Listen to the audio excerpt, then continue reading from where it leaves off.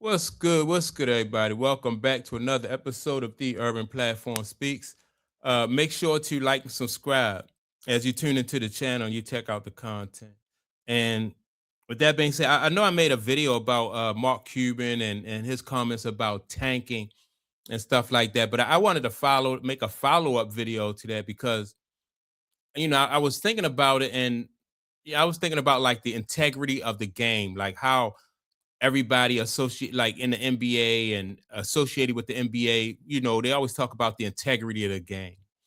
And it just makes me think that maybe there was no integrity from the very beginning, when it comes to basketball. And the only thing that separated from the players from the owners and people like this guy, what was his name? Tim Donaghy, who got caught cheating, as a referee, is a fact. It's just that, like their level of, it's just like their level at the higher levels. And so basically, what Mark Cuban want people to believe is that as an owner, he knows what's best, and if he cheat the game, then there's nothing wrong with that. There's integrity when he cheat the game. But if you have cheating allegations against somebody like Terry Rozier, like Terry Rozier can potentially go to prison for for point shaving or cheating in any kind of way, right? And to me, there's no difference. And the reason why I say there's no difference is because like now that you have so much gambling involved in basketball and sports in general, why would anybody want to gamble on a game that they know that is rigged?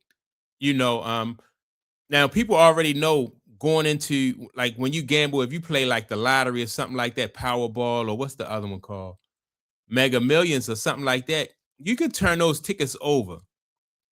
And then on the back of those tickets, they'll tell you your probability of winning that major jackpot, right? It could be 1 in 350 million. I think that's what it is on those tickets. 1 in 350 million, right? And that's about like the population of this country, 350 million. It might be a little bit more now, right? But so one person out of this whole country can win, or in most cases, every time they have a drawing, people don't hit. So there's no guarantee that 1 in 350 million is going to hit. So anytime you gambling, the odds are already stacked against you anyway. And then when you find out somebody like Mark Cuban don't respect the fans, don't respect the integrity of the league, then he is, you know, I just think that his statements that he made didn't do basketball any favors, right? Like I said, when you look at basketball or any sport, and you want to bet on those sports, you got to think that it's rigged. Like, what am I betting for? And I'm glad that I don't gamble. Like, and then so as somebody who is like, if it's okay for him to tank, like Mark Cuban says, then what do you, as a owner, do you tank? Like, the bottom teams can tank because they're trying to get a better draft choice, or a first place team, can they tank, so they can get a better seating in the playoffs? Is that cool? Like, where does tanking end at? And once like, that is a very slippery slope. And it just leads me to believe that when you start doing stuff like that, and you just mess with the integrity of the sport. But I want to play this, what Mark Cuban said.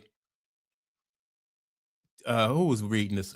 Jason Whitlock was reading this statement, and I just want to play this statement that Mark Cuban said, and then come back and react to it. The highest profile NBA owner, other than Jerry Buss, who's now deceased. I just thought of why can't I think of the guy who's famous for all the wrong reasons?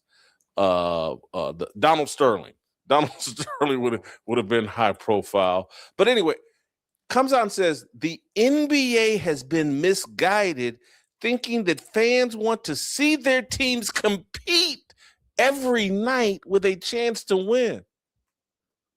That's an amazing statement by an NBA owner. All right, let's continue. It's never been that way. When I got into the NBA, they thought they were in the basketball business. They aren't. They are in the business of creating experiences for fans. Few can remember the score from the last game they saw or went to.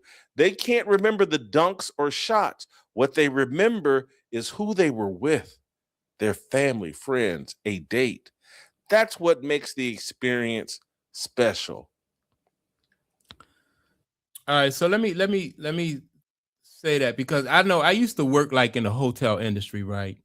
And and in the hotel industry, they tell you, because there's so many different hotels and stuff around, that the experience that the guests have in a hotel is what it separates one hotel from another hotel. So if the employees there create a atmosphere where you can have an exceptional experience there, then the guests will remember that, right? So I get that. But that is a win-win situation for the employee and the guest and the hotel, right? In most cases, it should be. But if you have a player that is not playing up to their standard, just so they can provide an experience, then you're cheating the player and you're cheating the fan. Maybe the owners, I don't even see how the owners will benefit in the long run, because you're putting a subpar product out there. So I don't really get Mark Cuban's rationale when he said, it's all about the experience. When you see an athlete like Kobe Bryant, who leaves it all out on the court, that's what fans remember. But in the games where, let me see, Kobe had a game one time where he was upset with, I don't know, the coach or somebody. He was upset with the team. And the whole fourth quarter, he didn't shoot the ball, right? The fans, that's like tanking. Fans, people took offense to that when Kobe did that. Or the time that what was the guy name? Scottie Pippen refused to go in the game because Phil Jackson didn't call a play for him. He called it for Tony Kukoc. Tony Kukoc went out there and hit it and won. But that came back. That was like tanking, right? And so that's experience right there. Scottie Pippen is still trying to live that down. If that's a sore spot for him, if you bring that up, anybody in the media brings that up about Scottie Pippen, he regrets that. Even Michael Jordan said that Scottie regret that. He said it at the time. Scottie will never be able to live that down. And so you don't want to be in a situation as a player, where you're tanking because fans, they feel cheated. People who gamble on these games, they feel cheated. And like I said, if Mark Cuban is goofy enough to think that to maximize the experience for a fan is part of that is like tanking, then he won't be successful as as an owner. Because if you had an opportunity to put a good product out there on the court, then you should be trying to put the very best product you can out there. So let me get back to some more what Jason Whitlock is saying, with this Mark Cuban situation.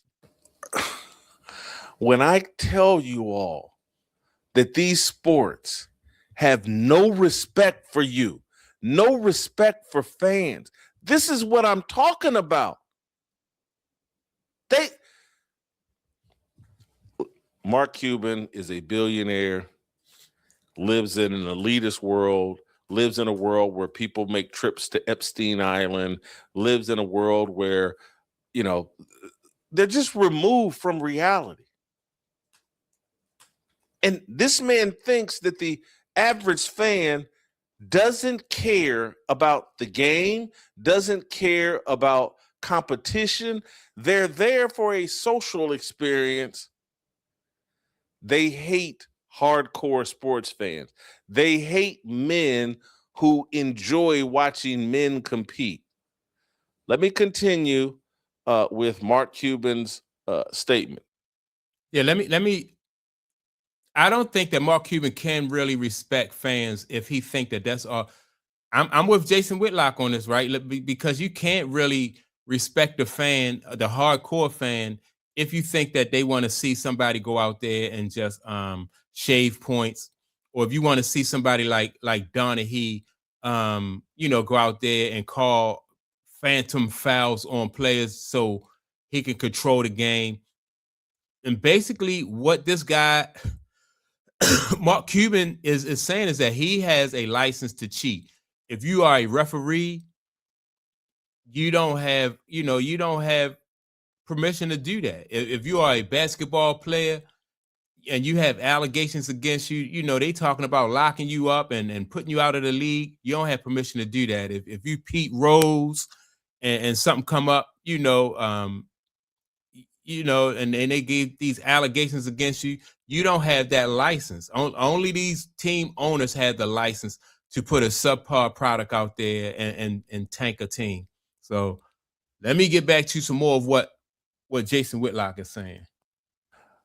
He acknowledges we didn't tank often, only a few times over 23 years. But when we did, our fans appreciated it. What fans is he talking to? Yeah, that's a good question. Like, I can't ever remember where me as a fan, when I see somebody not putting their best effort forward, and that's in anything, that's in anything in life. When you see somebody not performing to their highest potential, man, you don't, in the relationships and sports and business, like, you want the best because life is competitive. You want the best out of everything, the best that you can do and the best that you can get out of it. And so, but these guys, this guy right here, man, these owners right here, they basically are just hypocrites. They want to send people to prison for point shaving and send people to prison for calling phantom fouls and but it's okay when they do it. They can ration out and say, the experience that they create for the fan is what's most important. So yeah, that's my take on it. Make sure to like and subscribe to the channel. Also, don't forget to leave a comment. And with that being said, I'll check you all out in the next video. Peace.